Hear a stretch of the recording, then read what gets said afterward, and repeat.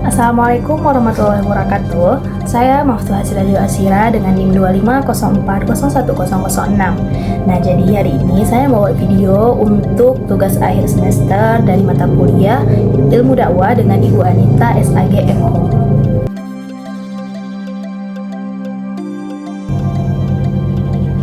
Nah, jadi dalam merancang kegiatan dakwah, saya sendiri menerapkan unsur-unsur dakwah itu secara terintegrasi. Contohnya dalam lingkungan kampus, yang dimana dalam lingkungan kampus, dakwah dalam lingkungan kampus ini memiliki dai, yaitu dosen agama ataupun aktivis dalam dakwah maupun mahasiswa, yang dimana mahasiswa ini memiliki kemampuan dalam memberikan pesan agar pesan tersebut tersampaikan secara efektif.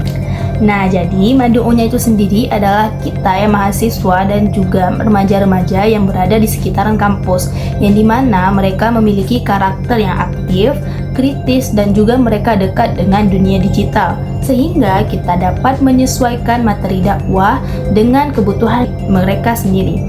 Nah, contohnya seperti bagaimana berakhlak dalam pertemanan. Nah, jadi kita dapat menjelaskan gimana akhlak dalam berteman itu. Akhlak sesama teman begini, sesama kerabat begini.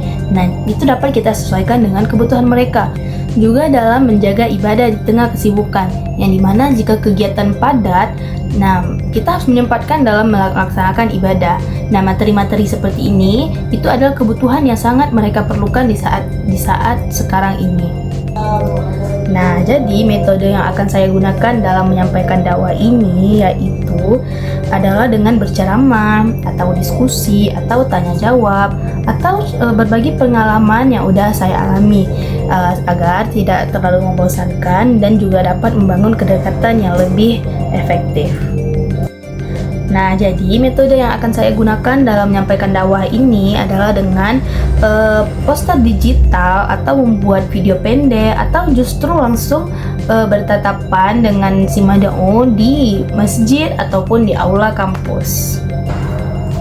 Nah, jadi tujuan dari dakwah ini adalah untuk menumbuhkan kesadaran keislaman, juga membentuk karakter mahasiswa yang berakhlakul karimah, serta mendorong mahasiswa untuk mengamalkan nilai-nilai Islam dalam kehidupan sehari-hari.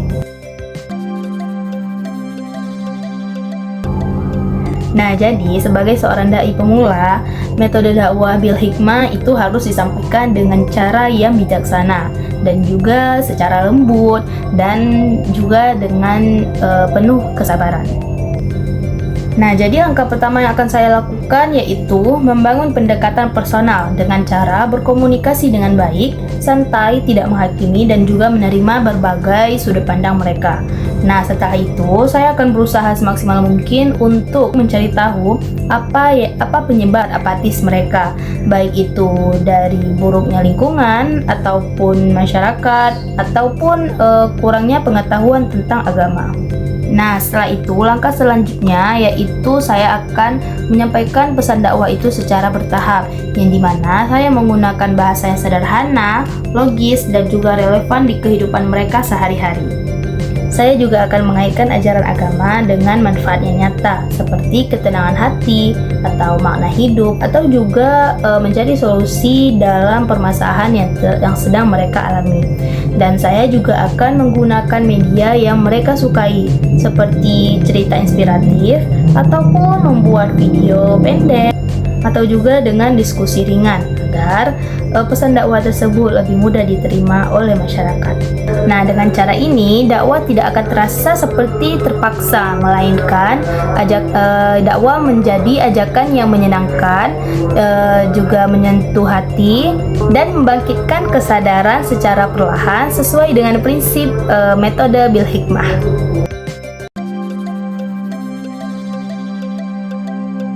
Nah, jadi pendekatan dakwah bil hal dalam mengatasi kemiskinan dilakukan melalui aksi nyata seperti pembagian sembako, pelatihan keterampilan kerja, pendampingan usaha kecil, serta bantuan pendidikan bagi anak-anak yang kurang mampu. Nah, jadi kegiatan ini menunjukkan bahwa dakwah tidak hanya berupa nasihat, tetapi juga perbuatan langsung yang memberi solusi dan harapan. Nah, nilai dakwah yang terkandung di dalamnya yaitu meliputi kepedulian, tolong-menolong, atau kasih sayang, keikhlasan, dan keadilan sosial, dan lain-lain. Nah, jadi berdasarkan konsep tujuan dakwah, saya mengaplikasikannya tidak hanya untuk mengubah perilaku lahiriah, melainkan juga membuat kesadaran iman dan akhlak masyarakat dengan pendekatan yang menyentuh hati dan pikiran. Caranya adalah dengan menanamkan pemahaman tentang makna hidup, tujuan penciptaan manusia, serta hubungan manusia dengan Allah melalui penyampaian yang relevan. Nah, saya tidak hanya mengajak untuk melakukan kebaikan, justru saya juga menjelaskan alasan spiritual sehingga masyarakat memahami bahwa akhlak baik lahir dari iman yang kuat. Selain itu, saya juga berusaha memberi teladan dalam sikap dan perbuatan, karena contoh nyata lebih mudah membentuk kesadaran daripada sekedar memberikan nasihat. Nah, dengan cara ini, dakwah tidak hanya mengubah apa yang dilakukan, melainkan juga membentuk cara berpikir, merasa, dan bersikap sesuai dengan nilai-nilai Islam. Nah, penerapan teori analisis Mad'u dalam menyusun pesan dakwah pada level C4, yaitu analisis kritis, dilakukan dengan cara mengkaji secara dalam karakteristik audiens seperti latar belakang sosial ataupun tingkat pendidikan atau budaya, usia, kebutuhan, masalah yang dihadapi, serta kondisi psikologis dan spiritual mereka. Nah, dari hasil analisis ini, dai tidak hanya menyampaikan pesan secara umum, melainkan menyesuaikannya dengan realitas Mad'u, baik dari segi bahasa, contoh, metode, maupun media apa yang digunakan oleh si dai. Nah, selanjutnya pesan dakwah juga disusun dengan mengaitkan nilai-nilai Islam dengan persoalan yang nyata, yang dimana mereka bersifat alami, sehingga dakwah tidak hanya bersifat abstrak, melainkan tetap solutif. Nah, dengan cara ini dakwah tetap menjadi lebih tepat sasaran dan menyentuh aspek juga afektif dan perilaku, serta mampu membentuk kesadaran iman dan akhlak secara berkelanjutan. Nah, dakwah sebagai aktivitas keagamaan merupakan praktik langsung penyampaian ajaran Islam kepada masyarakat melalui ceramah atau pengajian, keteladanan, dan juga aksi sosial dengan tujuan membimbing umat menuju kebaikan. Fokusnya lebih pada pengamalan nilai-nilai Islam secara praktis dan kontekstual. Sementara itu, dakwah sendiri sebagai disiplin ilmu merupakan kajian ilmiah yang mempelajari teori, metode, strategi, media, dan juga dampak dakwah secara sistematis, kritis, dan akademis. Nah, perbedaan ini berimplikasi besar bagi pengembangan keilmuan dakwah di perguruan tinggi Islam, karena dakwah tidak hanya diajarkan sebagai keterampilan menyampaikan ceramah, tetapi juga sebagai bidang studi yang menuntut riset, analisis sosial, pengembangan metode, dan inovasi media. Dan dengan demikian, mahasiswa tidak hanya menjadi pelaku dakwah, tetapi juga menjadi pemikir dan pengembang konsep dakwah yang relevan dengan dinamika masyarakat modern. Ilmu dakwah dan ketakwaan dai memiliki hubungan yang sangat erat dan saling melengkapi. Ilmu dakwah memberikan landasan teoritis tentang metode, strategi, media, serta analisis Mad'u agar pesan yang disampaikan efektif dan tepat sasaran. Namun, tanpa ketakwaan, ilmu tersebut hanya akan menjadi pengetahuan yang kosong, yang tidak memiliki kekuatan rohani. Ketakwaan membentuk keikhlasan, akhlak, kesabaran, dan keteladanan dai, yang justru menjadi faktor utama diterimanya dakwah oleh masyarakat. Nah, penguasaan teori dakwah saja tidak cukup, karena dakwah bukan sekedar proses komunikasi, melainkan juga proses pembinaan hati dan nilai.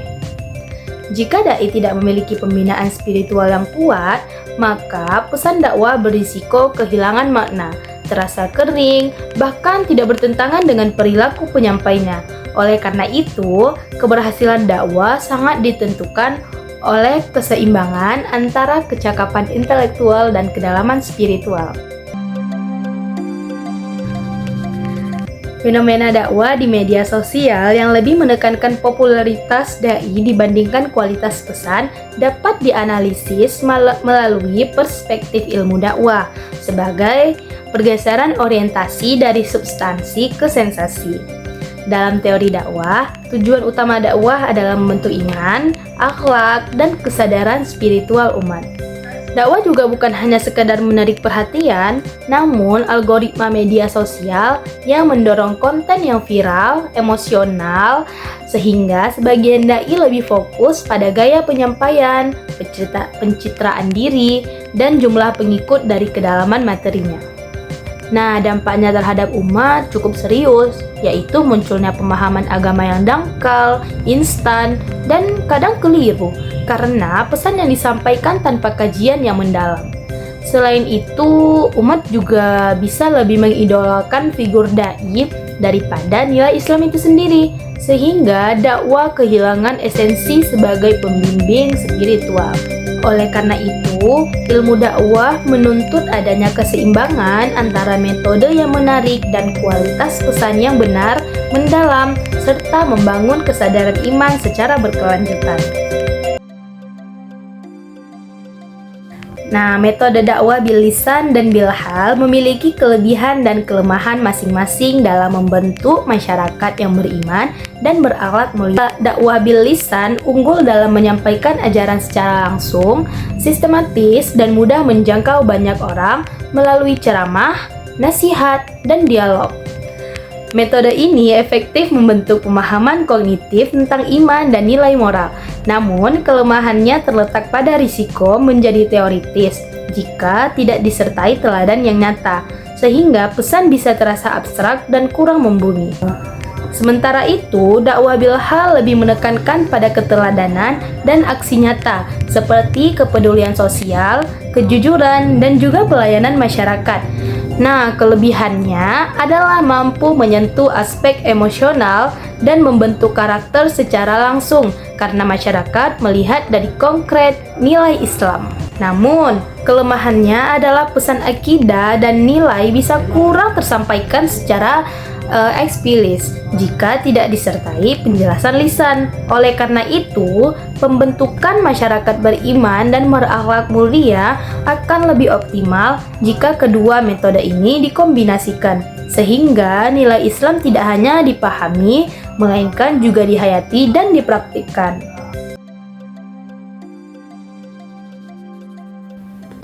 Ilmu dakwah memiliki peran strategis dalam menjaga moderasi beragama di tengah masyarakat multikultural dan menghadapi tantangan radikalisme.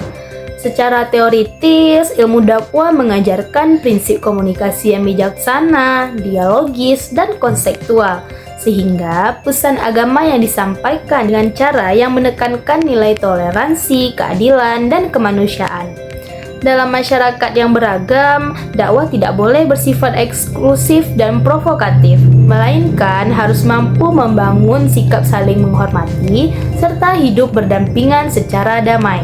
Ilmu dakwah juga berfungsi sebagai filter terhadap paham radikal dengan membekali dai kemampuan analisis kritis, sehingga tidak mudah terjebak pada penafsiran sempit dan tekstual. Dampaknya, dakwah dapat menjadi sarana pembinaan umat agar memiliki pemahaman agama yang seimbang, tidak ekstrim, dan berorientasi pada kemaslahatan bersama.